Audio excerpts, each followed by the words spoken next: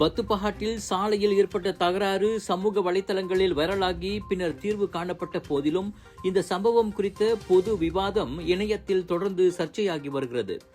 சம்பந்தப்பட்ட அனைத்து தரப்பினரும் மேல் நடவடிக்கை எடுக்க வேண்டாம் என ஒப்புக்கொண்டதை தொடர்ந்து 2 ஓட்டுநர்கள் சம்பந்தப்பட்ட மோதல் புதன்கிழமையன்று தீர்க்கப்பட்டது. வர்த்தக பகுதியில் மினி கூப்பர் ஒன்று இரட்டை வாகனம் நிறுத்துமிடத்தில் நிறுத்தப்பட்டிருந்தது மற்றொரு வாகனத்திற்கு தடையாக இருந்ததால் சர்ச்சை தொடங்கியதாக கூறப்படுகிறது. ஒரு பெண் தனது காரை வெளியேற்ற அருகிலுள்ள கடையிலிருந்து வெளியே வருவதற்கு முன்பு ஒரு ஆடவர் தனது வாகனத்திலிருந்து மீண்டும் மீண்டும் ஹார்ன் அடிப்பதை பரவலாக பகிரப்பட்ட காணொளியில் பார்க்க முடிந்ததோடு அதனைத் தொடர்ந்து வாக்குவாதம் கடுமையாகியது. சம்பந்தப்பட்ட பெண் மன்னிப்பு கேட்டுக்கொண்ட போதிலும் அருகிலிருந்த பலர் அவரை கண்டித்தனர்.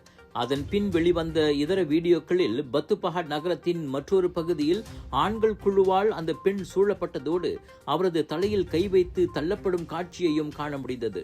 இதனிடையே சம்பந்தப்பட்ட அனைத்து தரப்பினரும் புதன்கிழமையன்று பத்துப்பஹாட் மாவட்ட போலீஸ் தலைமையகத்தில் விசாரிக்கப்பட்டு தீர்வு காணப்பட்டதை பத்துப்பஹாட் போலீஸ் தலைவர் துணை கமிஷனர் ஷருல் அன்வார் முஷாடாட் அப்துல் சானி உறுதிப்படுத்தினார். தனித்துவமும் தரமும் கொண்ட நவீன தொழில்நுட்பத்தில் வடிவமைக்கப்பட்ட சிலைகள் வேண்டுமா? பத்துமலை தைப்பூசத்தில் சிறப்பு சலுகைகளுடன் உங்களுக்காக காத்திருக்கிறது குளோபல் ஆர்ட்ஸ் கிரியேஷன் சிலை நிறுவனம்.